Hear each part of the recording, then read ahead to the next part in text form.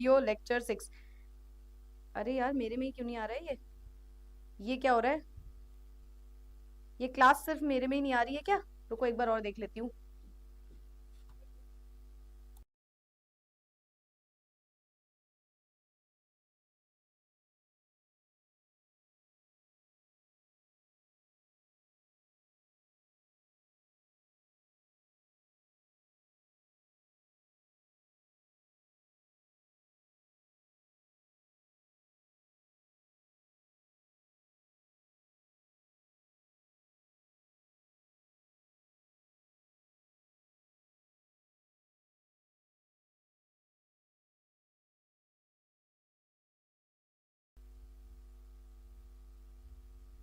All right, so hello everybody and welcome to the session. Welcome to lecture number 6 of our chapter 2, structure of an atom. Please let me know in the chat box, am I clearly audible and visible to all my students?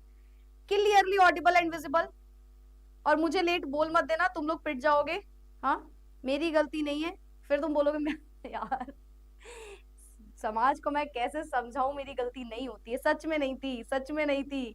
आपके उदय भैया ने जो जिन्होंने class start करी है, उन्होंने क्या किया, उन्होंने क्लास 12th स्टार्ट कर दी। जो एक बार अशोक भैया ने भी गलती करी थी, but it's okay, I hope I am audible.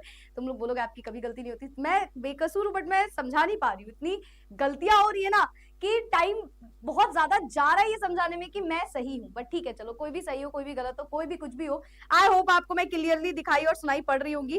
And with that let's get started with the session. Hi hi hi, good evening everyone, good evening. ये क्या बात होती है हाय मामड़ा?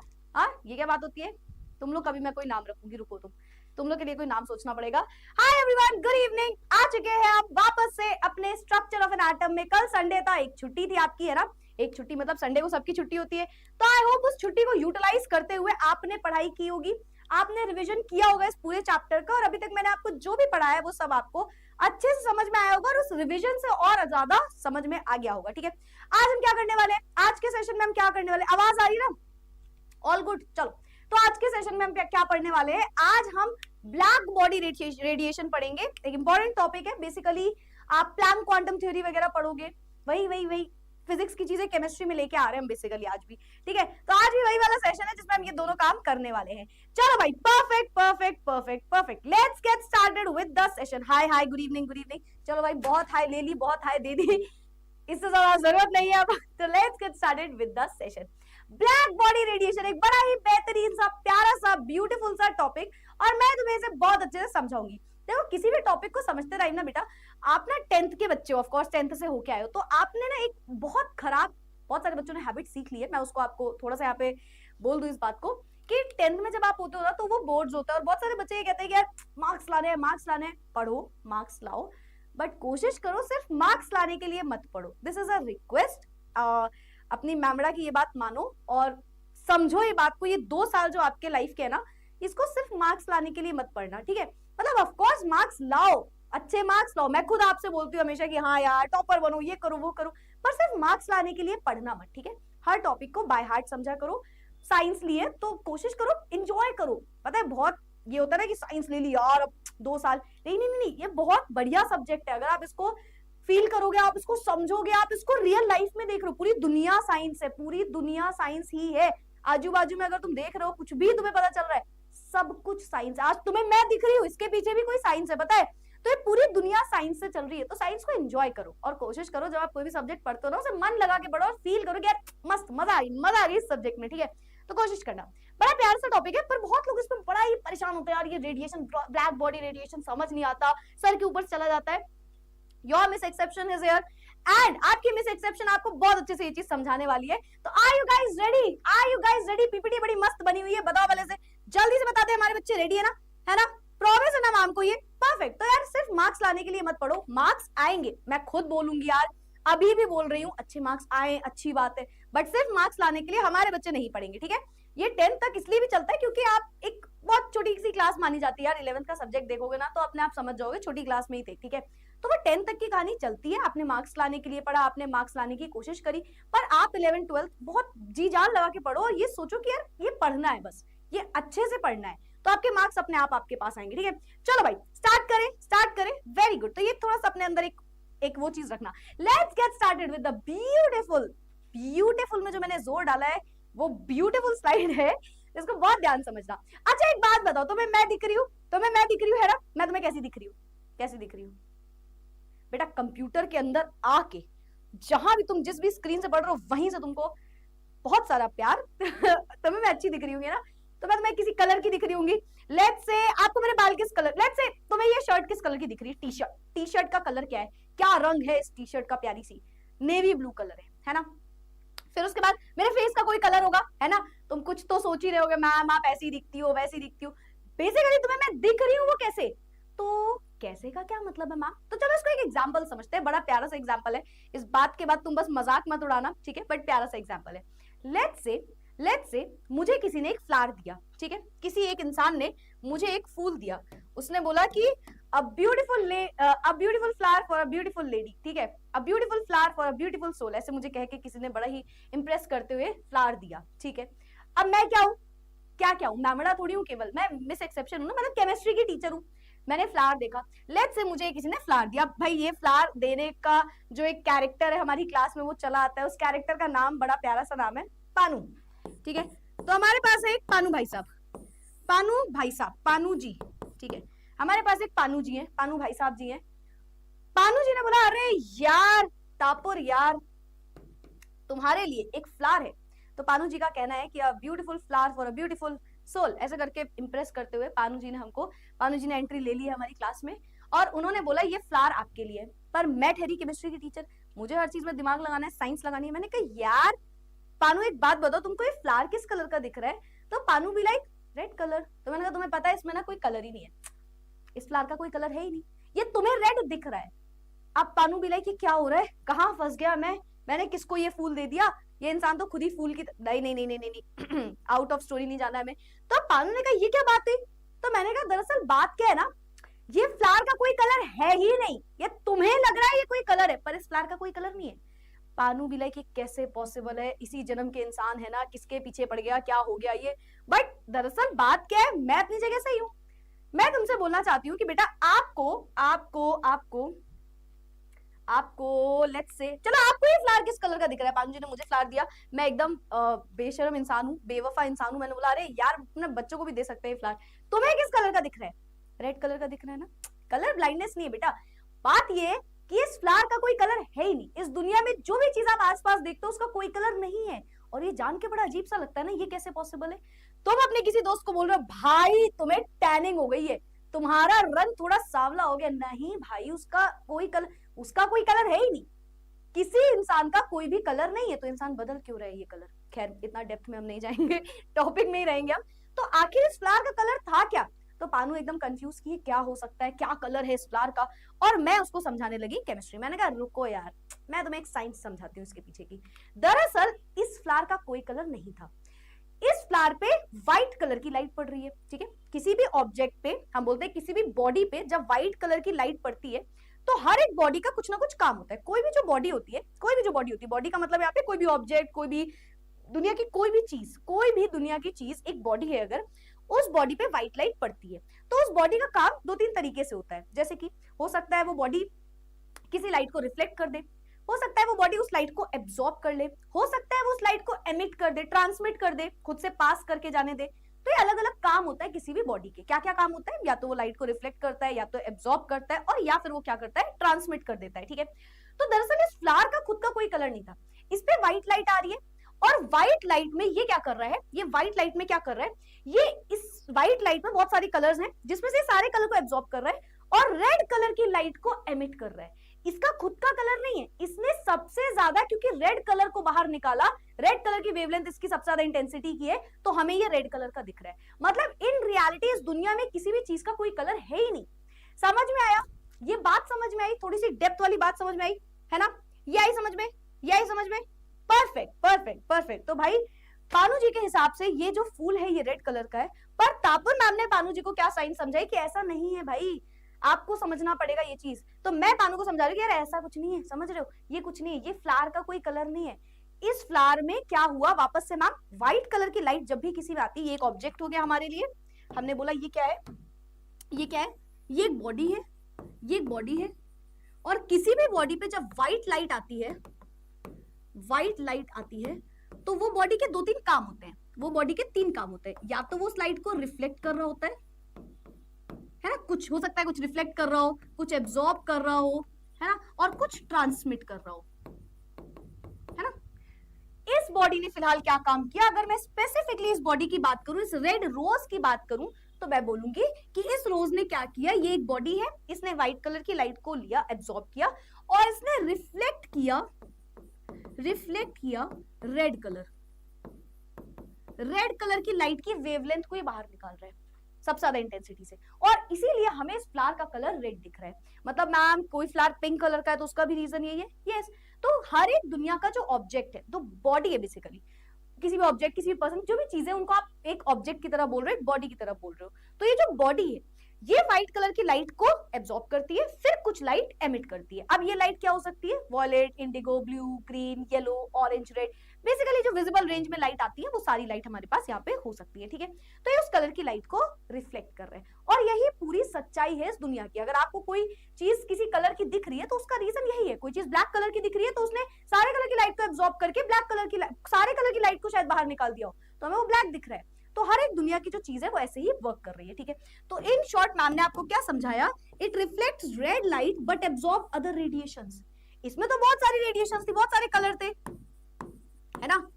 तो इस बॉडी ने क्या किया, हर कलर की लाइट को एब्जॉर्ब किया और रेड कलर की लाइट को बाहर एमिट किया, और इसी वजह से हमें ये दिख रहा है रेड कलर का। This increases jiggling motion of electrons, ये खैर हम आगे चल के समझेंगे, अभी थ्रेशोल्ड वगैरह सारी चीज समझेंगे, ठीक है। Electron and it releases thermal radiation and the temperature remains the same. तो सेम टेम्परेचर में इलेक्ट्रॉन्स का मोशन हुआ, पूरी जिगलिंग स्टार्ट हुई, और उसकी वजह से एक कोई कलर की लाइट हमें बाहर देखने को मिल गई। और ये पूरी कहानी होती है एक नॉर्मल बॉडी की, ठीक है। अभी हम ब्लैक बॉडी की बात नहीं कर रहे, अभी हम एक नॉर्मल बॉडी की बात कर रहे हैं कि किसी में भी व्हाइट लाइट जब पड़ती है तो व्हाइट लाइट में बहुत सारी रेडिएशंस होती हैं, और वो जाती हैं एक ऑब्जेक्ट में या किसी भी बॉडी में। तो वो बॉडी 3 तरीके के काम कर सकती है, या तो एमिट कर सकती है, या तो रिफ्लेक्ट कर सकती है, या तो रिफ्लेक्ट कर सकती है, या तो एब्जॉर्ब कर सकती है, या फिर ट्रांसमिट कर देगी। इस बॉडी ने क्या किया, या जो आपको अगर मेरे स्किन का कोई कलर दिख रहा है तो उसका रीजन क्या है कि व्हाइट लाइट जो है वो मेरे स्किन पे आ रही है, और ये रिफ्लेक्ट आपको यही कलर कर रहा है जिस कलर की आपको मेरी स्किन दिख रही है, ठीक है। आपको मेरे बालों का कोई कलर दिख रहा है, आपको मेरी टी शर्ट का कोई कलर दिख रहा है, हर एक चीज का जो आपको कलर दिख रहा है इस दुनिया में, इन शॉर्ट फोन का कोई कलर दिख रहा है, उन सभी पे व्हाइट लाइट पड़ती है, और व्हाइट लाइट में बहुत सारे रेडिएशंस होते हैं, है ना, बहुत सारी रेडिएशंस प्रेजेंट होती है, जिसमें से जो कलर की लाइट वो एमिट कर रहा होता है, आपको बस वही लाइट देखने को मिल रही होती है। तो हम कहते हैं आइडियली कोई कलर है ही नहीं दुनिया में, कोई कलर दुनिया में है ही नहीं, बस ये पूरा खेल जो है ये इस तरीके से चल रहा है। तो पहले ये बताओ, क्या हमारे बच्चों को एक नॉर्मल सी बात पता चली, नॉर्मल सी बात पता चली? बताओ बताओ बताओ बताओ बताओ बताओ। हाँ, हर एक चीज, हर एक दुनिया के कलर का यही रीजन है। पहले ये सिंपल सी बात पता चली, क्या हमारे बच्चों को ये सिंपल सी बात पता चली? तो मैम जो कुछ नुस्खे लगा के गोरे होते हैं वो गोरे कैसे होते हैं बेटा? That is again not colour, वो स्किन पे वर्क कर रहे हो, ठीक है। वो वर्क जो है वो स्किन पे हो रही है तुम्हारी, that is again not a colour. वो एट द एंड है वही रिफ्लेक्शन, पूरा मेथड सेम लग रहा है। तुम लोग यार इतना पर्सनली जाते हो, ये क्या पर्सनली जा रहे हो? पर्सनली मतलब कि ये क्या मतलब केमिस्ट्री की क्लास है, कौन सी क्लास है पूरे? मतलब अब तुम थोड़ी देर बाद ये भी बोलोगे कि मैम फिर नुस्खे में एक नुस्खा ही बता दो इसी बात पे, है ना। तो ये कौन सी बातें हैं? हाँ हाँ भाई, तो क्लास 11 प्रारंभ 1.0 में एंट्री हो चुकी है पानू जी की, ठीक है। तो इस कैरेक्टर से आप कई बार मिलोगे, बस इस कैरेक्टर से लेके कोई फालतू की बकवास मत करना, कोई तुम लोग बहाने मत बनाने लग जाना। सो यस, चलो भाई चलो, क्लियर है हमारे बच्चों को? क्लियर है हमारे बच्चों को? जो भी कलर है बेटा, जो भी कलर है वो सब ऐसे ही है, ठीक है, सब ऐसे ही है, सॉरी, ठीक है ठीक है ठीक है ठीक है ठीक है, परफेक्ट परफेक्ट परफेक्ट परफेक्ट। चलो चलो चलो, अभी आएंगे कि कोई कलर हमें दिख रहा है, कोई ट्रांसपेरेंट चीजें हैं, सब पे आएंगे, ठीक है, परफेक्ट। ये वाली बात सबको आई? तो दुनिया की हर बॉडी कुछ इस तरीके से काम कर रही होती है, ठीक है। एज आई सेड, ये आप केमिस्ट्री में क्यों पढ़ रहे हो? क्योंकि ये सारी चीजें आप एटम से रिलेटेड, इलेक्ट्रॉन से रिलेटेड घुमाने वाले हो, ठीक है। ये लाइट क्यों पढ़ रहे हो? क्योंकि लाइट के जो पूरे नेचर है वो आप एटम, इलेक्ट्रॉन इन सब पे डाल दोगे आके, तो हम ये है तो फिजिक्स का ही पूरा पोर्शन, पर हम इसको केमिस्ट्री में समझेंगे, क्योंकि ये सारी चीजें हम रिलेट करेंगे अपने एक एटम के बारे में, ठीक है। तो किसी भी कलर की लाइट आ रही है, देखो है ना, अदर रेडिएशंस को वो एब्जॉर्ब कर ले रहा है। मैंने बोला ब्लू लाइट दिख रही है, क्यों दिख रही है? क्योंकि उसने बाकी सारी लाइट को एब्जॉर्ब किया, ब्लू कलर की लाइट को बाहर निकाल दिया, ठीक है। थर्मल रेडिएशंस अलग अलग रेडिएशंस हैं, जिगलिंग इफेक्ट हो रहा है इलेक्ट्रॉन्स का, ठीक है। टेम्परेचर अगर सेम है तो ये पूरी कहानी हो रही है, ब्लू कलर की लाइट हमें दिख रही है, ठीक है, तो रिफ्लेक्शन हो रहा है ब्लू कलर की लाइट का, बाकी सारी कलर की लाइट को एब्जॉर्ब कर लिया। तो पूरा खेल यही है एक नॉर्मल बॉडी का, ठीक है। अब ये ब्लैक बॉडी क्या होती है? ब्लैक बॉडी का मतलब क्या होता है? ब्लैक बॉडी एक आइडियल बॉडी बोली जाती है, ठीक है। पहले तो ब्लैक बॉडी एक आइडियल बॉडी बोली जाती है। अच्छा, ब्लैक बॉडी को समझने के पहले एक और प्यारा सा एग्जांपल समझो। सभी ने कहीं ना कहीं देखा हो, शायद सामने से देखा हो, शायद फोन में देखा हो, एक आयरन की रॉड ले लो या किसी भी आयरन लोहे को ले लो और उसको तेज आंच में रख दो, बहुत ही हाई एनर्जी, मतलब आप हीट कर दो उसको, ठीक है। तो उसका कलर क्या दिखता है? सोचो सोचो सोचो, उसका कलर क्या दिखता है? ऑरेंज, येलो, रेड, और बहुत टाइम के बाद ब्लू भी हो जाता है वो, अगर आपने देखा हो तो, है ना, ब्लू पड़ने लगता है एक टाइम पे। तो ये सारे कलर्स आपको दिख रहे हैं, ये सब क्या है इसके बारे में भी हम जानेंगे। तो पहले समझो, अगर मान लो एक आपने कोई भी आयरन को उठाया, है ना, और उसको हीट किया, तो उससे क्या होगा? अलग अलग कलर दिखते हैं, कभी येलो, कभी ऑरेंज, कभी रेड, और फिर थोड़ी देर बाद ब्लू भी दिखने लगता है। तो जब आप किसी आयरन रॉड को हीट कर रहे हो, है ना, फर्नेस में या किसी भी चीज में हीट कर रहे हो, तो सबसे पहले वो डल रेड होता है, फिर उसके बाद मोर रेड होने लग जाता है ना, डार्कर रेड शेड में आ जाता है, ऑरेंज साइड में चला जाता है। एज द टेम्परेचर इंक्रीजेस, जैसे जैसे आप ये टेम्परेचर बढ़ा रहे हो तो ये सारी कहानी हो रही होती है। जैसे जैसे आप इसे फर्दर हीट करते हो तो ये क्या करता है? Emitted becomes white and then becomes blue, यानी कि पहले रेडिएशंस व्हाइट हो रही है, फिर ब्लू, और ब्लू कलर दिखने लग जा रहा है ना। और टेम्परेचर और हाई होने पे हमें क्या कह रहे हैं हम कि मैम पहले येलो कलर दिखा, फिर ऑरेंज कलर दिखा, फिर टेम्परेचर बढ़ता जा रहा है, बढ़ता जा रहा है, तो वो रेड कलर होता जा रहा है, और हीट हो रहा है, डार्क रेड हो रहा है, और हीट हो रहा है, थोड़ा सा ब्लू कलर की रेडिएशंस आ गई अभी, ठीक है। तो इसका मतलब क्या है बेटा? इस पूरे टर्म का मतलब क्या है? This means that red radiation is most intense at a particular temperature. एक किसी टेम्परेचर पे एक ऐसा टेम्परेचर आया जिसमें सबसे ज्यादा इंटेंसिटी जिस लाइट की है वो है रेड कलर की लाइट। एक ऐसा टेम्परेचर आया जिसमें सबसे ज्यादा जो इंटेंसिटी किसी कलर की है वो रेड कलर की है, और इसी वजह से हमें सबसे ज्यादा जो कलर दिख रहा है वो रेड कलर का दिख रहा है। And the blue radiation is more intense at any temperature. मतलब लेट्स से T1 पे मुझे रेड कलर दिख रहा है, तो T2 पे मुझे ब्लू कलर दिखने लग गया। तो ऐसा क्यों हुआ? क्योंकि देखो रियलिटी में कलर नहीं हमने बोला हीट हो रही है, चीजें व्हाइट लाइट आ रही है, सारा कॉन्सेप्ट लग रहा है। अब जब हमने इसको टेम्परेचर दिया तो टेम्परेचर पे भी वेरी कर रहा है। एक टेम्परेचर पे सबसे ज्यादा जिस इंटेंसिटी की लाइट है, जो सबसे ज्यादा इंटेंसिटी से निकल रही है, वो है रेड कलर, तो हमें रेड कलर दिख रहा है। फिर उसके बाद जब टेम्परेचर बढ़ गया या थोड़े टाइम के बाद जब वो और हीट हो गया, मतलब उसका टेम्परेचर बढ़ गया, तो उस टाइम पे क्योंकि सबसे ज्यादा इंटेंसिटी ब्लू कलर की हो गई अभी, तो हमें वहां पे ब्लू कलर दिख रहा है। तो कलर इस तरीके से हमें दिख रहा है। And wavelengths emitted by hot body depend on its temperature. मतलब हमें ये याद रखना है कि जो वेवलेंथ है, हम बोल रहे हैं ना सबसे ज्यादा इंटेंसिटी है, सबसे ज्यादा वेवलेंथ है, तो ये जो कहानी है ये डिपेंड करती है टेम्परेचर पे भी। तो ये एक छोटा सा कॉन्सेप्ट है जो हमें दिमाग में बैठा के रखना है। तो हमने क्या बोला? देखो हमने बोला when we heat iron all colour of wavelengths are emitted, सारे कलर की वेवलेंथ बाहर निकली होगी, पर our eyes can perceive only red color because it has maximum wavelength। तो जिसकी सबसे ज्यादा वेवलेंथ हमें वो कलर दिख रहा है। फ्लावर हमें रेड कलर का क्यों दिख रहा था? क्योंकि उस टाइम पे रेड कलर की सबसे ज्यादा वेवलेंथ आ रही होगी, सबसे ज्यादा इंटेंसिटी होगी, तो उस टाइम पे हमें जो फ्लावर का कलर दिख रहा है वो रेड कलर का दिख रहा है, ठीक है। अब उसको हीट कर तो हो सकता है कलर बदल जाए, तो टेम्परेचर के साथ ये चीज वेरी कर सकता है। और हमें वो कलर क्यों दिख रहा है? क्योंकि हमारी आंखों में वो जो मैक्सिमम वेवलेंथ की जो कलर है वो परसीव होता है हमारी आंखों को, ठीक है। अगर बहुत सारी वेवलेंथ निकल रही है तो जो सबसे ज्यादा मैक्सिमम इंटेंसिटी है वो हमें परसीव हो रहा है, तो उस वजह से हमें एक टाइम पे वो कभी येलो दिख रहा है, फिर ऑरेंज दिख रहा है, फिर रेड दिख रहा है, फिर उसके बाद वो ब्लू भी दिख रहा है। तो डिपेंड टेम्परेचर पे भी करता है कि कौन सा कलर हमें परसीव हो रहा है, ठीक है, कौन से कलर की लाइट यहाँ पे एमिट हो रही है, बेसिकली ये आप बोल सकते हो। तो ये अगेन एक बॉडी की बात हो गई। लेकिन एग्जैक्टली ब्लैक बॉडी का मतलब क्या है ma'am? What is exact meaning of black body? Black body और टर्म कहां से आया होगा? मतलब एक ब्लैक कलर की बॉडी मैम? नहीं नहीं नहीं नहीं, ऐसा नहीं है इसका मतलब। समझो, ब्लैक बॉडी एक आइडियल बॉडी होती है, और ये पहली चीज तो मैं आपको स्टार्टिंग में ही बता दूं, ब्लैक बॉडी एग्जैक्टली ब्लैक कोई बॉडी है ही नहीं। अब फिर वही बात, क्यों पढ़ रहे हैं यार, क्यों पढ़ रहे हैं हम ये टॉपिक? नहीं नहीं, तुमको पढ़ाना पड़ेगा मुझे, क्योंकि ये टॉपिक है और इसका कुछ रीजन है इसके होने का। पहले समझो, ब्लैक बॉडी आइडियली ब्लैक कोई बॉडी होती ही नहीं है। पर ब्लैक बॉडी होती क्या है? एक ऐसी बॉडी जो एमिट और एब्जॉर्ब कर ले बेटा हर एक फ्रीक्वेंसी की रेडिएशन को। एक ऐसी बॉडी जो हर फ्रीक्वेंसी की रेडिएशन को एब्जॉर्ब कर रहा है और हर फ्रीक्वेंसी की रेडिएशन को एमिट भी कर रहा है। मतलब उसे आप बोलते हो आइडियली ब्लैक बॉडी।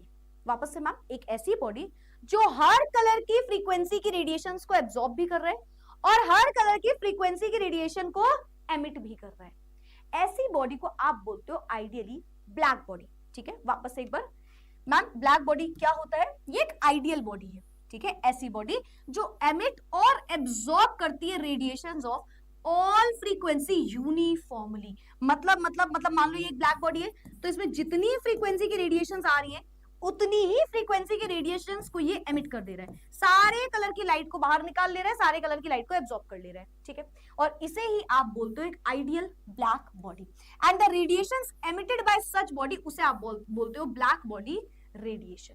मैम एक बार फिर से, एक आइडियल ब्लैक बॉडी का मतलब होता है, आइडियली क्या रियलिटी में कोई ब्लैक बॉडी नहीं होती, तो as I said exactly black कोई बॉडी नहीं है, बट हाँ अगर हम बात करें कि क्या हम किसी को पढ़ सकते हैं तो कार्बन ब्लैक जो होता है वो एक नियरली एग्जांपल होता है आइडियल ब्लैक बॉडी का। वापस से एक बार सुनो, वापस से सुनो, हमने कॉन्सेप्ट समझा। पूरी दुनिया का कलर हमें क्यों दिख रहा है? क्योंकि उस पे व्हाइट लाइट पड़ रही है और वो व्हाइट लाइट डिफरेंट रेडिएशंस की है, डिफरेंट फ्रीक्वेंसी की है। वो जो ऑब्जेक्ट है या जो भी बॉडी पे वो व्हाइट लाइट पड़ रही है, वो बॉडी बहुत सारी रेडिएशंस को एब्जॉर्ब कर रहा है और कुछ रेडिएशन को एमिट कर रहा है। जो रेडिएशन की मैक्सिमम वेवलेंथ है, या आप मैक्सिमम वेवलेंथ नहीं, मैक्सिमम इंटेंसिटी से जो वेवलेंथ निकल रही है, उस कलर को हमें देखने को मिल रहा है, हमारी आंखों को वही कलर दिख रहा है। ठीक है, ये पूरी कहानी हो गई। अच्छा, किसी ने ये सुना है बहुत सारे ऐसे एनिमल्स होते हैं बेटा जिनको दुनिया ब्लैक एंड व्हाइट दिख रही है, या शायद उनको हमारा कलर, हमारी एग्जैक्ट चीजें दिख भी नहीं रही है ना। तो खैर वो तो अलग ही साइंस हो गई, बट फिलहाल इससे भी थोड़ा लेना देना था तो मैंने एक एग्जांपल दिया, बट फिलहाल खैर वो बहुत अलग बात है। फिलहाल आप ये बात समझो। तो हमने ये समझ लिया, हाँ मैम, एक बॉडी के बारे में हमने समझ लिया क्या क्या चीजें होती है। अब बात करें ब्लैक बॉडी क्या होता है। ब्लैक बॉडी एक आइडियल बॉडी होती है, एक ऐसी बॉडी जो हर कलर की फ्रीक्वेंसी की रेडिएशंस को एब्जॉर्ब भी कर रहा है और हर कलर की फ्रीक्वेंसी की रेडिएशंस को बाहर एमिट कर रहा है, बाहर निकाल दे रहा है। उन्हें हम बोलते हैं एक ideal black body.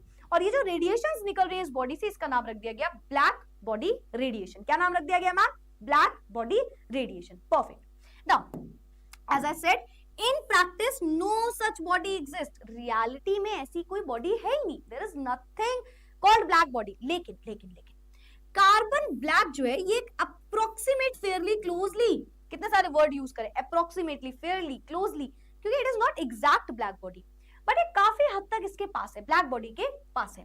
The different colours that come out of the black body depends on its temperature. जो मैंने आपको बताया कि आपको कभी येलो कलर दिख रहा है आयरन रॉड को हीट करने में, कभी ऑरेंज दिख रहा है, कभी रेड दिख रहा है, फिर कभी ब्लू दिख रहा है। ऐसा क्यों हो रहा है? क्योंकि टेम्परेचर पे डिपेंड कर रहा है। अलग अलग टेम्परेचर पे अलग अलग रेडिएशंस बाहर निकल रही है, यानी कि ये जो ब्लैक बॉडी की रेडिएशंस है ये टेम्परेचर डिपेंडेंट है, they are temperature dependent. And different temperature पे हमें डिफरेंट कलर की रेडिएशंस बाहर निकलते हुए दिख रही होती है और इस वजह से उसका कलर हमें दूसरा दिख रहा होता है। तो ये पूरा एक कॉन्सेप्ट है ब्लैक बॉडी रेडिएशन का। अच्छा, अब जरा इस ग्राफ को ध्यान से देखना। इस ग्राफ में देखो क्या है, एक साइड आपने वेवलेंथ रखी हुई है, एक तरफ आपने इंटेंसिटी रखी हुई है। ठीक है, इंटेंसिटी रख दो, इंटेंसिटी। ठीक है, आप देखो डिफरेंट आपको इंटेंसिटी देखने को मिल रही है। देखो लेट्स से आपने वेवलेंथ आगे बढ़ रहे हो आप, ठीक है, तो यहाँ पे वेवलेंथ ऐसे एक ऐसा पॉइंट है, आप देखो ये वो पॉइंट है जहां पे इस कलर की सबसे ज्यादा इंटेंसिटी है, जैसे लेट्स से पर्पल, तो पर्पल कलर हमें सबसे ज्यादा देखने को मिल रहा है। इसको और ध्यान समझो, इसको यहाँ पे कर देते हैं। चलो ठीक है, देखो इस ग्राफ को ध्यान समझो। मैंने बोला कि एक ऐसा पॉइंट आया यहाँ पे इस टेम्परेचर पे 7000 केल्विन पे, बहुत ज्यादा हीट कर दिया, बहुत ज्यादा हाई टेम्परेचर है ना। एक ऐसा पॉइंट आया जहां पे हमें ये कलर सबसे ज्यादा देखने को मिल रहा है। क्या इस टाइम पे वेवलेंथ मैक्सिमम है? नहीं, वेवलेंथ आगे बढ़ती जा रही है, पर ये सबसे ज्यादा इंटेंसिटी की लाइट होगी तो हमें ये देखने को मिल रही है। फिर धीरे धीरे वेवलेंथ आगे बढ़ रही है, पर देखो क्या हो रहा है, धीरे धीरे हमें इंटेंसिटी कम होते हुए दिख रही है। तो इंटेंसिटी एक पीक तक पहुंचती है और फिर उसके बाद वापस से कम होने लगती है वेवलेंथ के बढ़ने पे भी। वापस से मैम एक बार ये कॉन्सेप्ट तोड़ गया दिमाग से, सुनो। वेवलेंथ चल रहा है, लेट्स से यहाँ पे हमने इंटेंसिटी ले ली, ठीक है, मान लेते हैं। अब जैसे जैसे आप वेवलेंथ को बढ़ा रहे हो, देखो इंटेंसिटी बढ़ रही है, एक पीक पे आ रही है, फिर इंटेंसिटी वापस से कम होने लग रही है। तो ये भी टेम्परेचर टू टेम्परेचर वेरी करता है। तो हमने बोला इंटेंसिटी ऐसे बढ़ रही है, वेवलेंथ बढ़ रही है, ठीक है, ये एक पॉइंट पे पहुंची, ये इसका मैक्सिमम पॉइंट है, ये इसका मैक्सिमम पॉइंट है। इसके बाद वेवलेंथ तो बढ़ रही है पर इंटेंसिटी जो है वो कम होने लग रही है। तो इस तरीके से भी कहानी हो रही है, इंटेंसिटी बढ़ रही है, एक पॉइंट पे पहुंची, पीक पे पहुंची, अब वेवलेंथ बढ़ रही है पर इंटेंसिटी जो है वो कम होने लगी। तो इस तरीके से इंटेंसिटी का ग्राफ बनता है, ठीक है। वेवलेंथ और इंटेंसिटी आप इस तरीके से भी देखते हो। मुझे पता है बहुत सारे बच्चे थोड़ा सा कंफ्यूज हुए होंगे कि यार ये क्या हुआ, मैं इसको एक और ग्राफ से समझाऊंगी, ठीक है। फिलहाल इंक्रीजिंग टेम्परेचर आपने समझ लिया, अलग अलग कलर दिख रहे हैं, देखो पहले रेड दिख रहा है, फिर येलो, ऐसे ऐसे करते करते ब्लू कलर भी दिख रहा है। तो टेम्परेचर पे डिपेंड करता है, मैम ने आपको ये बात 4-5 बार बता दी। और समझते हैं इसको एक बार। ब्लैक बॉडी स्पेक्ट्रम भी होता है ना, जो आप बोल रहे हो कि सारे कलर की रेडिएशंस को एब्जॉर्ब कर रहे हैं, सारे कलर की रेडिएशंस को एमिट कर रहा है, तो इसका एक स्पेक्ट्रम भी बनता है, ठीक है। ब्लैक बॉडी स्पेक्ट्रम डिपेंड करता है only on temperature of the object and not on what it is made of. कोई ऑब्जेक्ट किस चीज से बना है, जैसे हम ह्यूमन बॉडी सेल से बनी है, किस चीज से बनी है ना, लेट्स से बॉटल किस चीज से बनी है ना, वो फ्लावर किस चीज से बना था, इससे कोई फर्क नहीं पड़ता, इससे कोई फर्क नहीं पड़ता। फर्क पड़ता है किस टेम्परेचर पे उस चीज को देख रहे हैं, है ना, फर्क पड़ता है किस टेम्परेचर पे उस चीज को देख रहे हैं। तो it is temperature dependent and not on the material that it is made of. कोई फर्क नहीं पड़ता वो किस चीज से मिलकर बना है। ये जो आप पूरी कहानी पढ़ने वाले हो, खैर हमने तो अभी एक नॉर्मल बॉडी की बात कर ली, पर एक ब्लैक बॉडी की भी यहाँ पे बात की जा रही है कि कोई फर्क नहीं पड़ता वो किस चीज से मिलकर बनी है, फर्क पड़ेगा उसका टेम्परेचर क्या रखा हुआ है हमने। As the temperature of an object increases, it emits more black body energy at all wavelength. जैसे जैसे वो बोल रहा है टेम्परेचर बढ़ता है, हर जो ब्लैक बॉडी है वो एमिट करने लगती है wavelength of all the radiation. मतलब मैम, मतलब देखो देखो बहुत मतलबी हो यार एक तो तुम लोग। चलो मतलब बताती हूँ। बहुत सारी रेडिएशंस को एब्जॉर्ब करा, हाँ मैम ठीक है, एक स्पेसिफिक टेम्परेचर था, यस मैम। अब जैसे जैसे टेम्परेचर बढ़ता जाएगा, लेट्स से ये येलो कलर की लाइट भी बाहर निकाल रहा था, रेड लाइट भी, ब्लू भी, ग्रीन भी, ऑरेंज भी, ठीक है, रेड, सारे कलर, ठीक है। क्या बच गया, violet colour, blue colour, green, yellow, orange, red, blue, सारे कलर जो भी, वायलेट ले लो, चलो ठीक है। अलग अलग कलर को एमिट कर रहा था और अलग अलग कलर की रेडिएशंस को एब्जॉर्ब कर रहा था, ठीक है, यस मैम। अब मैंने बोला यार टेम्परेचर बढ़ा दिया मैंने क्या किया ना बॉस, मैंने भाई साहब टेम्परेचर को इंक्रीज कर दिया। जब आप टेम्परेचर को इंक्रीज करते हो तो यहाँ पे क्या हुआ होगा, जैसे जैसे टेम्परेचर बढ़ता है बेटा, देखो क्या लिखा है, it emits more black body energy at all wavelength. और एनर्जी, और ज्यादा एनर्जी से ये रेडिएशंस निकलेगी हर एक वेवलेंथ की, हर एक वेवलेंथ की। मतलब येलो कलर भी और ब्राइट, रेड कलर भी और ब्राइट, ग्रीन भी, येलो भी, ऑरेंज भी, रेड भी, वायलेट भी, सारे कलर की जो वेवलेंथ है वो और ज्यादा इंटेंसिटी से बाहर निकल रही होगी, ठीक है। और जैसे जैसे टेम्परेचर बढ़ता है, यहाँ पे यही चीज लिखी है, peak wavelength of the black body spectrum becomes shorter. जो पीक वेवलेंथ होता है, जो पीक वेवलेंथ होता है, वापस से जैसे जैसे आप टेम्परेचर बढ़ा रहे हो, जो पीक वेवलेंथ है एक ब्लैक बॉडी स्पेक्ट्रम का, वो सबसे छोटा हो जाता है, सबसे छोटी वेवलेंथ का हो जाता है, ठीक है। मतलब जो आपने यहाँ पे भी पढ़ा, देखो सबसे मैक्सिमम पहुंचा, पर क्या यहाँ पे वेवलेंथ मैक्सिमम थी? नहीं नहीं मैम, वेवलेंथ तो ये है मैक्सिमम, देखो 1600 एंगस्ट्रॉम या जो भी लिखा हो वहां पे, है ना।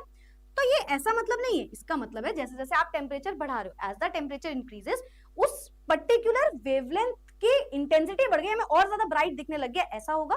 पर उस टाइम पे वेवलेंथ शॉर्टर होगी, वेवलेंथ सबसे मैक्सिमम नहीं है, ठीक है। तो ये चीज हमें याद रखनी है। The black body spectrum always becomes small at the left hand side. आप जो स्पेक्ट्रम पढ़ोगे वहां पे जो ब्लैक बॉडी रेडिएशन का जो स्पेक्ट्रम होता है उसमें हमेशा एक कहानी होती है कि वो बोलते हैं जो भी वेवलेंथ है, जो लेफ्ट हैंड साइड वेवलेंथ है वो सबसे छोटी है, फिर राइट हैंड साइड जाते आते ये वेवलेंथ बढ़ते हुए दिखती है, ठीक है।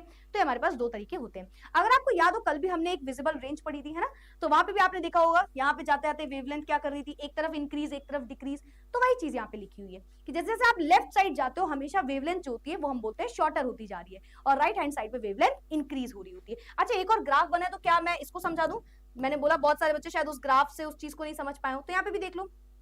देखो एक साइड हमने दी हुई है बेटा वेवलेंथ, ठीक है, एक साइड हमने दी हुई है इंटेंसिटी, इसको लिख लेना, यहाँ पे वेवलेंथ है, यहाँ पे इंटेंसिटी। अब देखना, एक टेम्परेचर है हमारे पास T1, एक टेम्परेचर है हमारे पास T2, ठीक है, दो टेम्परेचर है T1 and T2, T1 and T2। T1 temperature पे देखो क्या हो रहा है, ऐसे वेवलेंथ आगे बढ़ रही है, आगे बढ़ रही है, आगे बढ़ रही है, इस टेम्परेचर पे जाके इसकी मैक्सिमम इंटेंसिटी हुई। क्या ये वेवलेंथ मैक्सिमम है? नहीं भाई, ये वेवलेंथ मैक्सिमम नहीं है, लेकिन इस वेवलेंथ के आते पे, मतलब इस टेम्परेचर पे, इस कलर की जो भी वेवलेंथ है, जो भी यहाँ पे कलर है, ये सबसे ज्यादा मैक्सिमम इंटेंसिटी का है, और ये कलर हमें देखने को मिल रहा होगा। फिर धीरे धीरे ये चीज कम होती जाती है जैसे जैसे वेवलेंथ आगे बढ़ती है। एक बार और, मैम नहीं आया, चलो एक बार और, वापस से एक और बार। वेवलेंथ बढ़ रही है, यस मैम, इंटेंसिटी बढ़ रही है, बढ़ रही है, बढ़ रही है, बढ़ रही है, टेम्परेचर बढ़ रहा है, पीक पे पहुंचा। इस टाइम पे जिस भी कलर की वेवलेंथ है, ये जो भी वेवलेंथ है जिसकी मैक्सिमम इंटेंसिटी है वो हमें देखने को मिल रही है। अब फिर वेवलेंथ आगे बढ़ रही है, आगे बढ़ रही है, ये नीचे गिरती जा रही है, इंटेंसिटी कम होती जा रही है उसकी। तो इंटेंसिटी एक पीक पे पहुंचती है, फिर उसके बाद वापस से जैसे जैसे वेवलेंथ बढ़ रही है वो कम होती चली जाती है। तो ये पूरा का पूरा इसका ग्राफ होता है। चलो भाई, किसे किसे ब्लैक बॉडी रेडिएशन समझ में आया? In the chat box, in the chat box किसे किसे ब्लैक बॉडी रेडिएशन क्लियर हुआ? क्या हमारे बच्चों को आया? क्या हमारे बच्चों को ब्लैक बॉडी रेडिएशन क्लियर हुआ? कुछ लिखना है, कोई स्लाइड बतानी है कि मैम ये वाला लिखना था टॉपिक, तो बता दो, मैं खोल दूंगी वो स्लाइड। पहले बताइए, समझ में आया? Clear clear clear clear, yes और नो?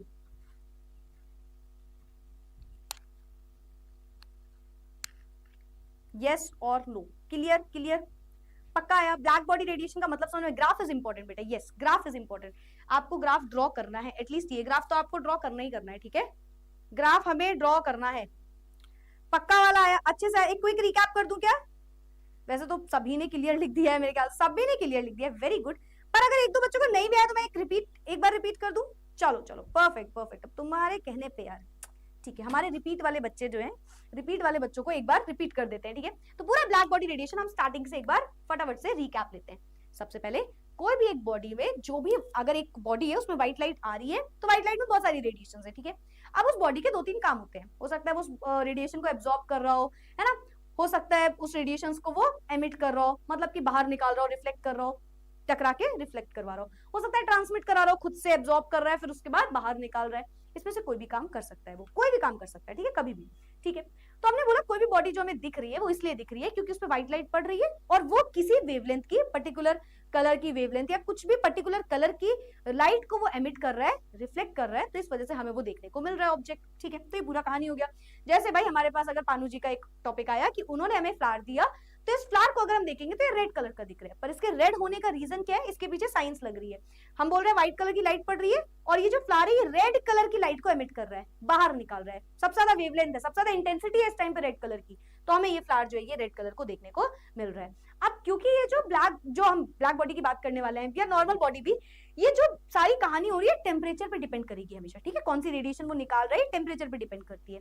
और इसके लिए हम एक आयरन रॉड का एग्जांपल भी लेते हैं।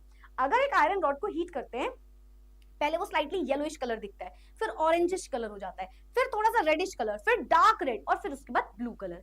तो ये कहानी क्यों हो रही होती है? तो हम कहते हैं क्योंकि टेम्परेचर बढ़ रहा है, टेम्परेचर बढ़ता जा रहा है धीरे धीरे उस आयरन रॉड का, ठीक है? तो हमने बोला ये टेम्परेचर डिपेंडेंट है। जब कम टेम्परेचर है तो किसी इंटेंसिटी, येलो कलर की इंटेंसिटी सबसे ज्यादा है तो हमें येलो कलर की लाइट दिख रही है। टेम्परेचर बढ़ा, सबसे ज्यादा इंटेंसिटी रेड कलर की हो गई, हमें रेड कलर की लाइट दिख रही है। टेम्परेचर और बढ़ा उस आयरन की रॉड का, है ना? आप टेम्परेचर भले ही, अब ये मत बोलना मैम हम बढ़ाते जा रहे हैं कंटिन्यूसली, नहीं, हो सकता है आप नहीं बढ़ा रहे हो, पर उस आयरन की रॉड में तो वो टेम्परेचर बढ़ता जा रहा है ना।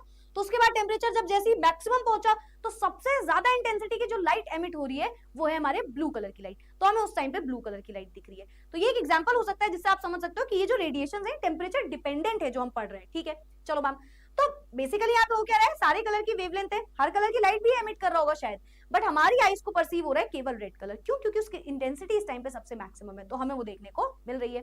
अब अगर एक ब्लैक बॉडी रेडिएशन की बात करें तो पहले ब्लैक बॉडी समझना होता है। ब्लैक बॉडी एक आइडियल बॉडी होती है, मतलब एक ऐसी बॉडी जो हर कलर की लाइट को एब्जॉर्ब कर रहा है, हर कलर की फ्रीक्वेंसी की, वेवलेंथ की, हर चीज की लाइट को एब्जॉर्ब कर रहा है और हर फ्रीक्वेंसी की वेवलेंथ को या लाइट को या कलर को एमिट भी बाहर करते रहे, और इसे हम बोलते हैं आइडियली ब्लैक बॉडी। और ये जो रेडिएशन इस बॉडी से बाहर निकल रही है इसको हम बोलते हैं ब्लैक बॉडी रेडिएशन। क्या जेन्युइनली कोई ब्लैक बॉडी होती है? तो हम बोलते हैं एग्जैक्टली तो नहीं, पर इससे नियरली होती है, और वो होता है हमारे पास कार्बन ब्लैक, ठीक है? तो कार्बन ब्लैक एक एग्जाम्पल हो सकता है आइडियल ब्लैक बॉडी का, but it is again not exactly black body, ठीक है? अच्छा मैम ये क्यों पढ़ रहे हैं, तुम्हारे दिमाग में ये तो नहीं आ रहा है? बेटा ये पूरी कहानी फिजिक्स में चल रही है, ठीक है? आप इसे रिलेट करोगे, बेसिकली आप लाइट को एक इलेक्ट्रॉन से भी कंपेयर करने वाले हो, बस मैं इतना हिंट दे सकती हूँ, ठीक है? एक लाइट और इलेक्ट्रॉन के बीच में पूरी कहानी पढ़ने वाले हो, तो उसके पहले आपको लाइट को समझना पड़ेगा कि फिजिक्स में कहानी चल क्या रही थी, लाइट के बारे में क्या क्या बातें हो रही थी, ठीक है? तो केमिस्ट्री में ये फिजिक्स आई हुई है, ठीक है? चलो, ब्लैक बॉडी रेडिएशन हो गया, ठीक है? ये भी बता दिया, carbon black, different different colours बाहर निकलते हैं क्योंकि वो सब टेम्परेचर पे डिपेंड करते हैं। तो हमने बोला हमें याद रखना है कि अगर मान लो हमने एक साइड वेवलेंथ रखी, एक साइड उसकी इंटेंसिटी रखी किसी भी कलर की लाइट की, तो क्या हो रहा है, जिस टाइम पे एक ऐसा मैक्सिमम पॉइंट आ जाता है यहाँ पे, मैक्सिमम पॉइंट, उसे मैक्सिमम वेवलेंथ नहीं कह रहे हो, उसे कह रहे हो मैक्सिमम इंटेंसिटी का पॉइंट है वो। इस टाइम पे सबसे ज्यादा इंटेंसिटी है किसी एक कलर की और वो कलर हमें ऑब्जर्व हो रहा है, ठीक है? सबसे ज्यादा वेवलेंथ की जो है वेवलेंथ की जो इंटेंसिटी है वो इस कलर की है, तो हमें वो चीज ऑब्टेन हो रही है। फिर जैसे जैसे वेवलेंथ आगे बढ़ रहा है उसका कलर जो है वो डिफरेंट होता जाएगा, या आप बोलो इंटेंसिटी जो है वो कम होती जाएगी। तो इंटेंसिटी एक पीक पे पहुंचती है हमेशा, और फिर उसके बाद क्या होता है, एक पीक पे पहुंचती है और फिर उसके बाद वो वापस से वेवलेंथ के बढ़ने पे कम होती चली जाती है। और ये चीज यहाँ पे लिखी हुई थी। अब ब्लैक बॉडी का एक स्पेक्ट्रम भी ड्रॉ कर सकते हैं हम, क्योंकि हमने बोला सारे कलर की लाइट इमिट कर रहा है, तो हो सकता है आपने एक स्पेक्ट्रम बना दिया और डिफरेंट डिफरेंट कलर देखने को मिल रहे हैं, ठीक है, तो उसे आपने ब्लैक बॉडी का स्पेक्ट्रम बोल दिया। और ब्लैक बॉडी का स्पेक्ट्रम या ब्लैक बॉडी के जो रेडिएशन है कभी डिपेंड नहीं करते कि वो ऑब्जेक्ट किस चीज से मिलकर बना है, ये डिपेंड करती है केवल और केवल टेम्परेचर पे, ठीक है। जैसे जैसे आप टेम्परेचर बढ़ाओगे मोर ब्लैक बॉडी एनर्जी जो है वो हर एक वेवलेंथ की बाहर निकलने लग जाएगी, और जैसे जैसे आप टेम्परेचर बढ़ाओगे पीक वेवलेंथ पे पहुंचेगा of the black body spectrum and becomes shorter, ठीक है। The peak wavelength of the black body spectrum becomes shorter, जो पीक वेवलेंथ है वो सबसे शॉर्टर हो जाएगा, जैसे कि ब्लू कलर। तो ब्लू कलर सबसे कम दिखता है हमें, जैसे आपने देखा ही होगा, अगर आपने एक नॉर्मल स्पेक्ट्रम भी देखा होगा तो यही होता है, देखो, है ना, इस तरीके से लाइट आती है और फिर डिफरेंट डिफरेंट स्पेक्ट्रम जो है वो ऑब्टेन होते हैं, ठीक है। तो एक जैसे यहाँ पे ऑब्जेक्ट रख दोगे तो यहाँ पे आपको कलर देखने को मिलेगा, तो क्या क्या देखने को मिलेगा, violet, indigo, blue, green, yellow, orange, red. तो आप बोल रहे हो सबसे कम इंटेंसिटी से वायलेट कलर निकल रहा है, ब्लू कलर निकल रहा है, क्योंकि उसकी शॉर्टर वेवलेंथ है, शॉर्टर वेवलेंथ है। और सबसे ज्यादा आपको रेड कलर देखने को मिल रहा है, ठीक है, क्योंकि उसकी वेवलेंथ ज्यादा, इंटेंसिटी ज्यादा है, तो रेड कलर सबसे जल्दी वहां पे देखने को मिल रहा है, ठीक है। ब्लैक बॉडी स्पेक्ट्रम हमेशा लेफ्ट हैंड साइड पे कम होता है, स्मॉलर वैल्यू होती है, और राइट हैंड साइड पे लार्जर वैल्यू होती है। अब अगर आप इसकी बात करो तो वही सेम बात, टेम्परेचर बढ़ने पे इंटेंसिटी देखो बढ़ रही है, बढ़ रही है, बढ़ रही है, एक पीक पे पहुंच रही है, और फिर उसके बाद वेवलेंथ बढ़ने पे वो कम होती चली जा रही है।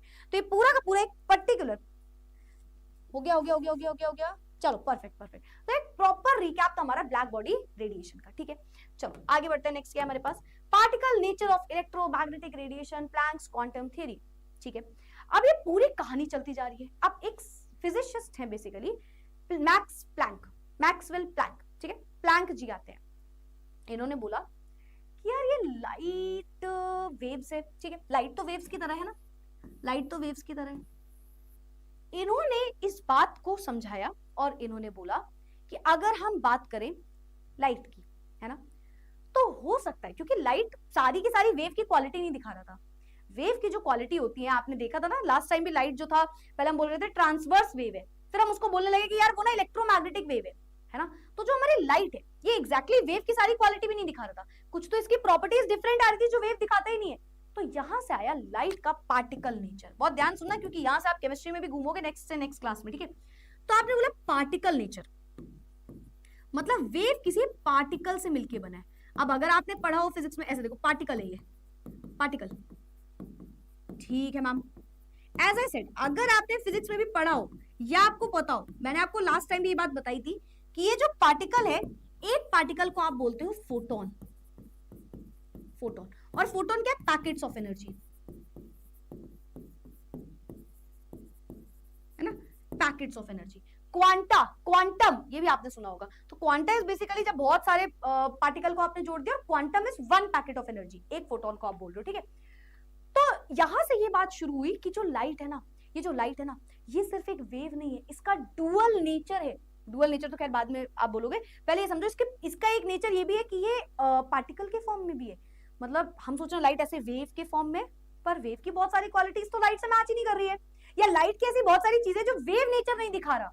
तो मतलब लाइट का पार्टिकल नेचर यहां से पता चलेगा। क्या पता चलेगा, लाइट का पार्टिकल नेचर, कि ये जो लाइट है इसका पार्टिकल नेचर भी होता है, ये पार्टिकल की तरह भी वर्क करती है, छोटे छोटे पैकेट्स ऑफ एनर्जी की तरह वर्क करती है। सो देखो क्या लिखा है, the nature of emission of radiations from hot bodies, जो एक एमिशन ऑफ रेडिएशन, रेडिएशन जो बाहर निकल रही है ब्लैक बॉडी से, जो रेडिएशंस बाहर निकल रही है, वो बोल रहे हैं उसमें ना कुछ कुछ चीजें हैं, वो कुछ कुछ चीजों पे डिपेंड कर रही है, जैसे कि ejection of electrons from the metal surface when radiations strike it। Radiation जैसी हमने बोला एक ब्लैक बॉडी है, ये एक ब्लैक बॉडी है ना, सारे कलर की रेडिएशन को एब्जॉर्ब कर रहा है, सारे कलर की रेडिएशन को एमिट कर रहा है। तो ये कह रहे हैं ये कुछ चीजों पे डिपेंड कर रहा है। भाई ये क्या है, ये लाइट ही तो है, रेडिएशन जो है ना, इन द फॉर्म ऑफ हम लाइट बोल रहे हैं, जो भी बोल रहे हैं। तो यहाँ पे हमने बोला ये कुछ चीजों पे डिपेंड कर रहा है। जैसे यहाँ पे कुछ चीजें देखने को मिली, number 1 ejection of electron from the metal surface, इसके मेटल से कुछ इलेक्ट्रॉन बाहर निकल रहा होगा, जिसे आप अभी पढ़ोगे, as I said photo electric effect इसको बोलते हो, व्हेन रेडिएशन स्ट्राइक्स। तो इसमें क्या हो रहा है, हमने बोला कि नहीं, दरअसल कोई रेडिएशन निकल ही नहीं रही है यार, आप जिसे रेडिएशन बोल रहे हो, आप जिसे वेव बोल रहे हो, वो कह रहे हैं कॉन्सेप्ट समझो, दरअसल हुआ क्या। अब हम केमिस्ट्री में भी जा रहे हैं इसमें, ठीक है। ऐसे कोई लाइट आ रही है, ऐसे कोई रेडिएशन आ रही है, लाइट आ रही है, कुछ भी आप बोल लो अभी, ऐसे इसको हिट किया, यहां से दरअसल इलेक्ट्रॉन बाहर निकला, छोटे छोटे पार्टिकल, इसके मेटल से, सरफेस से इलेक्ट्रॉन बाहर निकला। ये कोई कहानी हुई है, उसको हम आगे पढ़ेंगे फोटोइलेक्ट्रिक इफेक्ट में, ठीक है। Variation of heat capacity of solids as a function of temperature, पढ़ लिया, टेम्परेचर पे डिपेंड कर रहा है ये चीज, है ना, yes ma'am. Line spectra of atoms with special reference to hydrogen, ये तीन चीजें हम बहुत सारी इसमें डिटेल समझेंगे, पर ये इन पे डिपेंड कर रहे हैं। मतलब एक वेव का तो ये नेचर ही नहीं है जो हमने ये तीनों चीजें पढ़ी, वेव ऐसा काम नहीं करता, ठीक है। दिस फिनोमिना, ये जो आपने अभी अभी फिनोमिना पढ़ा, indicate that the system can take energy only in discrete amounts, अलग अलग अमाउंट में सिस्टम में एनर्जी आ रही है और उससे कोई रेडिएशन बाहर निकल रही है। All possible energies cannot be taken up or radiated, ये इसका कंक्लूजन है कि हर एक टाइप की एनर्जी ना ही तो कोई भी बॉडी यू कैन से एब्जॉर्ब कर सकता है, ना ही तो ऐसे एमिट कर सकता है हर कलर की रेडिएशन को, ठीक है। यहां से प्लैंक किया है, द रेडिएंट एनर्जी और इलेक्ट्रोमैग्नेटिक रेडिएशन जो है वो एमिट हो रही है और एब्जॉर्ब हो रही है discontinuously in the form of small discrete packets of energy. Singularly इसको क्वांटम बोलते हो और प्लूरल इसका क्वांटा होता है, एंड नॉट कंटिन्यूअसली। अब उड़ाना दिमाग से समझना, वो ये बोल रहे हैं, वो बात ये बोल रहे हैं, ये जो रेडिएंट एनर्जी है ना, और जिसको आप इलेक्ट्रोमैग्नेटिक रेडिएशन भी बोल सकते हो, ये एमिट हो रही है या एब्जॉर्ब हो रही है, कैसे हो रही है, डिसकंटिन्यूअसली। मतलब ऐसा नहीं है कि एक प्रॉपर स्पेक्ट्रम देखने को मिल रहा है, वायलेट, इंडिगो, ग्रीन, ब्लू, है ना, येलो, ऑरेंज, रेड, नहीं, ऐसा एग्जैक्टली हर बार ये सेम कंटिन्यूअस फॉर्म नहीं दिख रहा है, ये डिसकंटिन्यूअस फॉर्म में दिख रहा है, अलग अलग कलर कभी कभी मिल रहा है, ठीक है, इन the form of small packets of energy. वो वेव नहीं है, बेसिकली वो वेव नहीं है जो आप बोल रहे हो, मैक्स प्लैंक के अकॉर्डिंग समझो, प्लैंक्स क्वांटम थ्योरी, नाम है Planck's quantum theory, quanta word को ले आए, इन्होंने बोला ये पैकेट्स ऑफ एनर्जी, जिसको आगे चल के आप फोटोन बोल रहे हो, वो बोल रहे क्वांटम है, ये छोटे छोटे पैकेट्स ऑफ एनर्जी है, ये लाइट कोई वेव नेचर नहीं दिखा रहा है, ठीक है, ये क्या है, इन the form of small discrete packets of energy. ये देखो, तुम्हें लग रहा है एक वेव है, पर ये ऐसे एनर्जी के पैकेट्स हैं, छोटे छोटे ऐसे, ये है ये असलियत में इसका। और ये जो आप असलियत देख रहे हो, इसी को आप बोलते हो बेटा, इसी को इन्होंने बोला, आप ये जो पैकेट्स ऑफ एनर्जी, जो चीजें आप बात करो ना, इसे आप बोलते हो क्वांटम, क्वांटम, ये इसका सिंगुलर वर्ड है। और जब एक साथ सबको देखोगे तो आप बोलोगे क्वांटा, तो इसी से आया प्लैंक्स क्वांटम थ्योरी। प्लैंक जी के हिसाब से जो लाइट के बारे में आप पूरी रेडिएशन पढ़ रहे हो, एक ब्लैक बॉडी को लेके ही इन्होंने समझाया, इन्होंने कहा ब्लैक बॉडी की रेडिएशन ही समझो, तो यहाँ पे जो कलर निकल रही है, जो पूरी कहानी हो रही है, ये डिसकंटिन्यूअस स्टेट में हो रही है। ऐसा नहीं कि हमें एग्जैक्ट स्पेक्ट्रम या ये सारी चीजें एग्जैक्ट देखने को कंटिन्यूअसली फॉर्म में दिख रही है, नहीं, ये डिसकंटिन्यूअस फॉर्म में हो रही है। और यहाँ पे स्मॉल पैकेट्स ऑफ एनर्जी, छोटे छोटे पैकेट्स ऑफ एनर्जी है, ठीक है। अगेन वो पैकेट्स ऑफ एनर्जी हम फोटोन आगे चल के बोलने लगेंगे, बट इन्होंने नाम दिया उसे क्वांटम। और अगर बहुत सारे पैकेट्स ऑफ एनर्जी उठा लोगे तो इन्होंने बोला क्वांटा, प्लूरल वर्ड है क्वांटा, ये इनका कहना था। एंड नॉट कंटिन्यूअसली, और ये कंटिन्यूअस नहीं है, ठीक है, अलग अलग तरीके से, और ये किसी पे स्ट्राइक कर रहे हैं, उससे इलेक्ट्रॉन बाहर हो रहा है, ये पूरी कहानी हो रही है, ये इलेक्ट्रॉन बाहर हो रहा है और ये चीज बाहर निकल रही है, ठीक है। तो डिसकंटिन्यूअस स्टेप्स हो रहे हैं डिस्क्रीट पैकेट्स ऑफ एनर्जी की वजह से। यहां से इनका एक पूरा इन्होंने वो भी बताया, इनके हिसाब से यहाँ पे, इनके हिसाब से इसके बेसिस पे एक रिलेशन भी है, that is E is equals to H mu, ये इक्वल्स टू H म्यू, ये यहाँ पे भी देखो लिखा होगा कहीं पे, इक्वल्स टू H म्यू, ठीक है, equals to H mu. E क्या है, एनर्जी ऑफ कोर्स, है ना, H होता है बेटा प्लैंक्स कांस्टेंट, और इस वैल्यू को आज याद कर लो क्योंकि बहुत जगह आपको काम आएगी। Planck's constant, it is 6.626 into 10 की पावर -34 जूल सेकेंड। और इस वैल्यू को लर्न करना, इस वैल्यू को याद रखना, 6.626 इंटू 10 की पावर -34 जूल। म्यू क्या है यहाँ पे, ये फ्रीक्वेंसी है, ये फ्रीक्वेंसी होती है, ठीक है भाई। तो ये चीज हमें याद रखना है। पहले ये बताओ, यहां तक हमारे किसी बच्चे को कोई भी डाउट, किसी भी बच्चे को कोई भी doubt,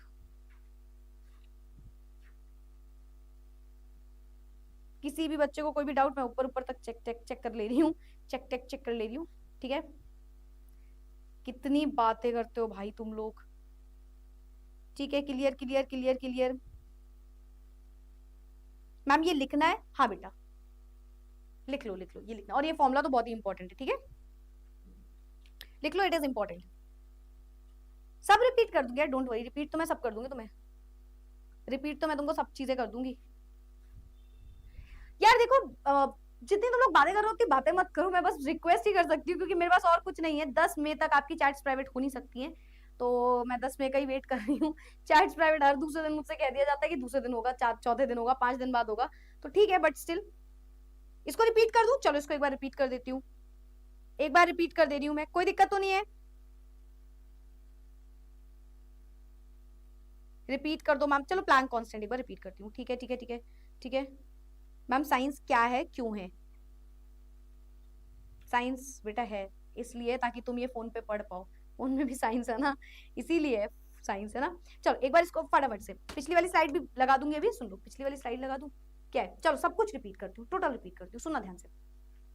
nature of emission from a hot body के बारे में आपको समझाया जा रहा है कि जो हॉट बॉडी है इससे क्या हो रहा है, कुछ एमिशन हो रहा है। तो प्लैंक जी है, उन्होंने बोला, मैक्सवेल प्लैंक इनका नाम था, इन्होंने कहा मैं समझाता हूँ इसमें क्या हो रहा है। इन्होंने कहा इसके बारे में कुछ पढ़ना पड़ेगा।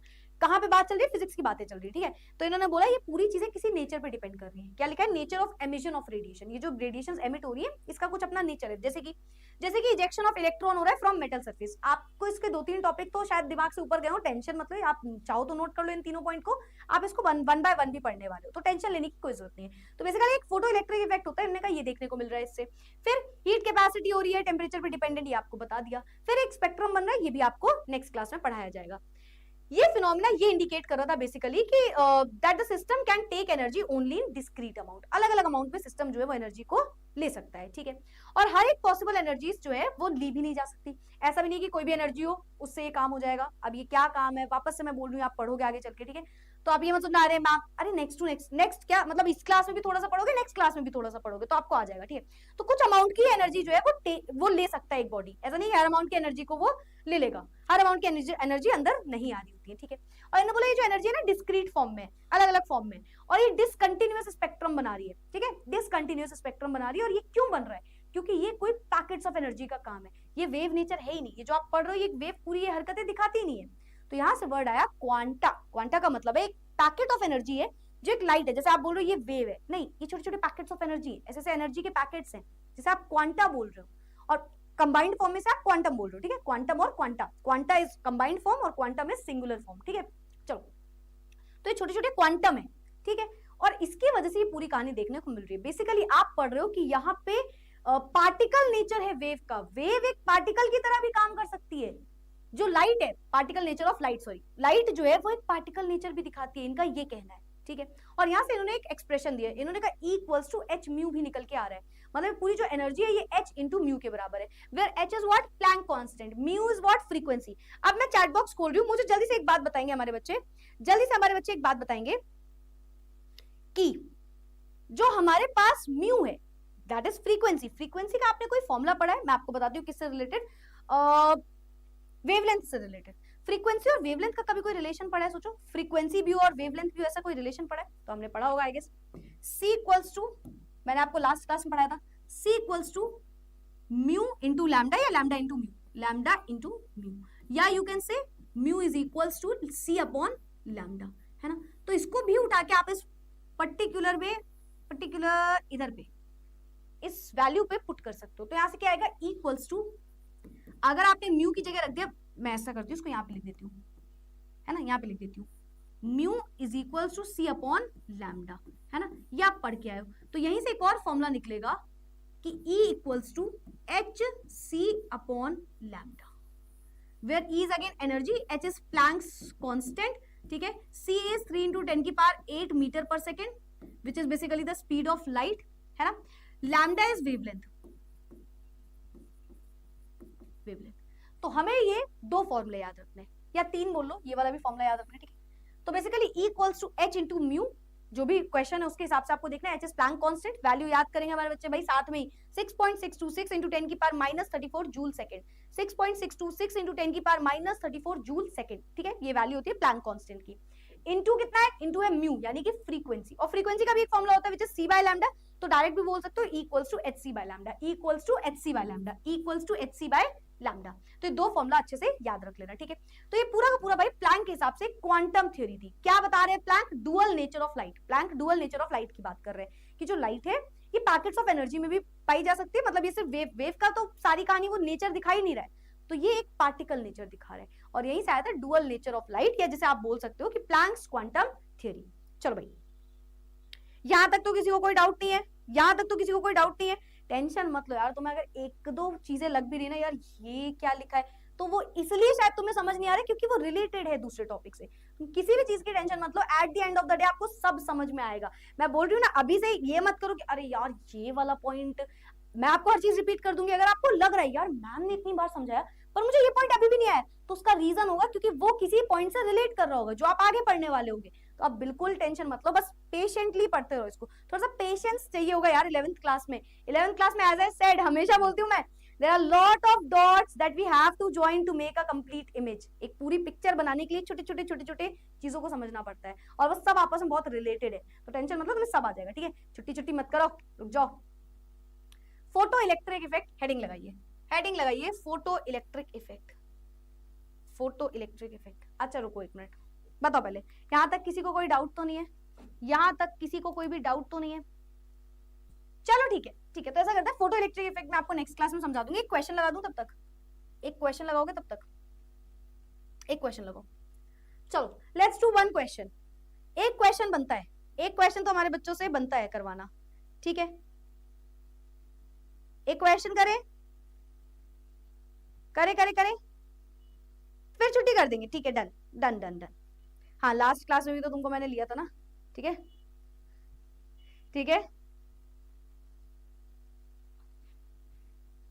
ज्यादा इंटेलिजेंट, अच्छा इंग्लिश टूटी फूटी आती है तो धीरे धीरे बोलो इंग्लिश। ये क्या बात हुई?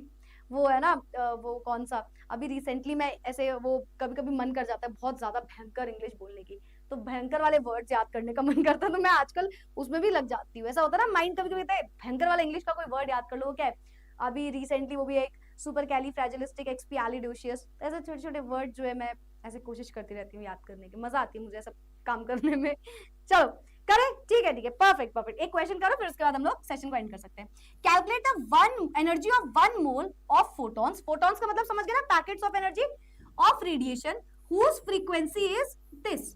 तो हमें फ्रीक्वेंसी दी हुई, यानी कि हमें म्यू की वैल्यू दी हुई है विच इज 5 × 10⁻14 हर्ट्ज, ठीक है। और हमसे उसने बोला एनर्जी बताइए, कैलकुलेट एनर्जी ऑफ फोटोन 1 मोल के लिए। अच्छा पहले नॉर्मल एनर्जी निकालो, फिर 1 मोल के लिए हम निकाल लेंगे ना। एनर्जी का वैल्यू फॉर्मूला क्या होता है, H into mu, H into mu. H is Planck constant 6.626 into 10⁻34 है ना, इंटू म्यू कितना है 5 इंटू 10⁻14। मेरे को एक बार चेक करना पड़ेगा बिकॉज आई थिंक ये -14 होगा शायद, शायद। चलो फिलहाल 14 लिखा है तो हम कर ले रहे हैं, चलो ठीक है 14 लिखा है तो हम 14 से ही सॉल्व कर लेते हैं, कोई फर्क नहीं पड़ेगा ना। हम ऐसा करते हैं 14 से ही सॉल्व कर लेते हैं, शायद मतलब I am not sure, may be -14 था, चलो चलेगा। चलो भाई तो सॉल्व करें, कैसे सॉल्व भी करवाओगे क्या मैम से? 6.626 इंटू 5, 5 2 10, 6 5 30, 5 2 10, 11 12 13, 6 5 30, 31, 6 5 30, 31 32 33, ये आ रहा है, और 3 1 2 3, इसके बाद पॉइंट 33 इंटू 33.130 इंटू माइनस का 34 है और प्लस का 14 है, कितना हो गया 20 हो गया ना, माइनस का 10⁻20। पर हमें याद है बेटा डेसिमल हमने पढ़ा है क्लास में, है ना। कैपिटल N की जो वैल्यू है वो 1 से 10 के बीच में होनी चाहिए, यानी कि 33 नहीं हो सकता। तो आंसर क्या आ रहा होगा, आंसर आ रहा होगा 3.33130, या जो भी आप चाहो 3.331 भी लिख दो तो उतना भी चलेगा, ठीक है। 3.31 था ये, है ना, 3.3130 इंटू 10⁻, एक पॉइंट वहां जाएगा माइनस का 19, तो ये आ जाएगा हमारा E की वैल्यू, ये आ जाएगी E की वैल्यू। बताओ यहाँ तक किसी को कोई डाउट तो नहीं है? यहाँ तक किसी को कोई डाउट तो नहीं है? E की वैल्यू हमारी आ गई -19, सही है एकदम, ठीक है। अच्छा E क्या एनर्जी है, तो आप जूल के टर्म्स में लिख रहे होगे, तो चाहो तो यहाँ पे जूल लगा देना, ठीक है। क्या आप यहीं पे आंसर छोड़ के आओगे? क्या हमारे बच्चे आंसर यहाँ पे छोड़ के आने वाले हैं? बिल्कुल भी नहीं, बिल्कुल भी नहीं। यहाँ पे आंसर छोड़ के मत आ जाना। 3.33, बहुत सारे बच्चों को आ गया ना, परफेक्ट परफेक्ट परफेक्ट, कोई दिक्कत नहीं यार। तुमको बोला ना मैम ने, तुम्हें एक भी पॉइंट लग रहा हो कि यार ये क्या हुआ, कैसे हुआ, तो मैम तुमको ये कब हुआ, क्यों हुआ, सब समझा देंगे, तुम्हें टेंशन नहीं लेनी है, ठीक है फिलहाल। अच्छा क्योंकि उसने 1 मोल के लिए बोला है तो हम आंसर यहाँ पे छोड़ के नहीं जाएंगे, तो आपने एक नॉर्मल फोटोन की बात निकाली और उसने बोला 1 मोल फोटोन, ठीक है।